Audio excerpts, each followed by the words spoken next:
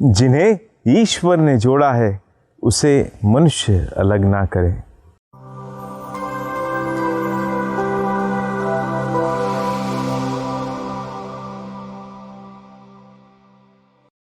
क्रिस्त में मेरे प्रिय भाइयों और बहनों, आज की इस तेज़ भागती हुई दुनिया में संबंधों का कोई मोल नहीं रह गया है, लेकिन फिर भी एक क्रिस्ती होते हुए वैवाहिक संबंध हमारे लिए एक महत्वपूर्ण और प्यारा संबंध है।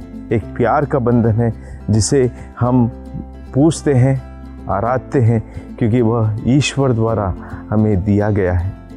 हमें से हर एक व्यक्ति के लिए यह बंधन जो विवाह संस्कार में बनते हैं एक ईश्वर से दिया हुआ प्रेम का वरदान है, और इस वरदान में बढ़ने के लिए ईश्वर हम सबों को बुलाता है। मेरे प्रिय भाई बहनों, प्रभु ईश्वर के प्रेम को समझना हमारे लिए आसान काम नहीं है, क्योंकि उसका जो प्रेम है वो अनंत काल से हमारे लिए है।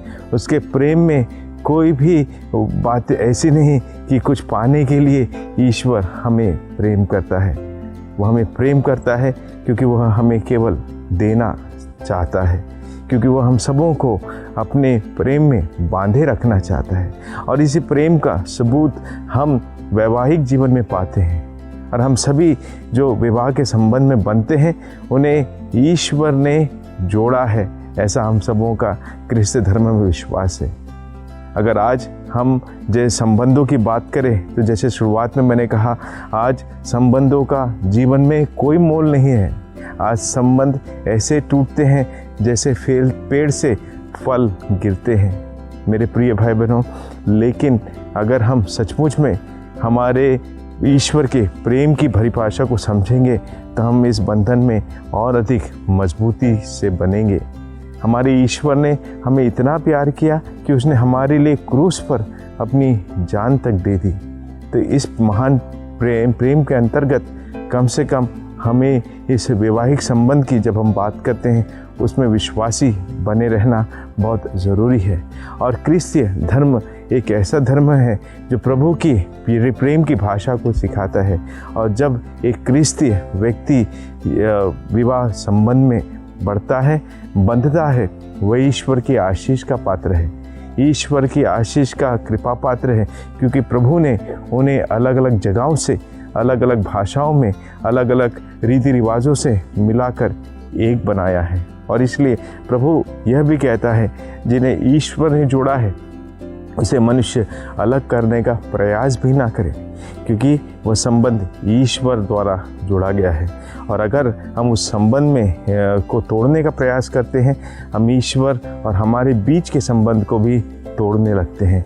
तो अगर हम हमारे प्रभु को दिल से प्यार करते हैं, उसकी दिल से सेवा करना चाहते हैं, तो उसके इस नियम को हमें याद रखना है कि वह हमें अनंत काल के प्रेम से प्यार करता है।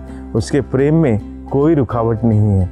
वह हमें कुछ पाने की आशा से प्यार नहीं करता, बल्कि देने की आशा से प्यार करता है। और सबसे बड़ा वरदान जो प्रभु ने हमें दिया है वो है हमारा सुंदर जीवन। तो इस सुंदर जीवन को जब हमने पाया है, इसी जीवन के तहत हम ईश्वर की प्रशंसा और स्तुतिगान कर सकते हैं जब तक हम जीवित हैं। इसलिए आज हम सभी पति पत्नियों के लिए प्रार्थना करते हैं, परिवारों के लिए प्रार्थना करते हैं, जो पति पत्नी मिलकर बनाते हैं ईश्वर की आशीष से, कि वे अपने प्रेम को एक केवल मनोरंजन का प्रेम ना समझे, बल्कि ईश्वर द्वारा स्थापित एक बंधन और संबंध, एक ऐसा संबंध जो प्रेम करके सृष्टि को आगे बढ़ाने का संबंध है। और इसलिए जब हम इस संबंध को सही ढंग से समझते हैं, हम ईश्वर के कार्य में अपना पूरा सहयोग देते हैं। तो आइए इस सृष्टि को आगे बढ़ाने में हम सब अपना योगदान दें, और जो ईश्वर ने हमारे लिए निर्धारित किया है, कहा है, उसका दृढ़ता से पालन करें। आइए इस कृपा के लिए हम ईश्वर से आशीष मांगे। आमीन।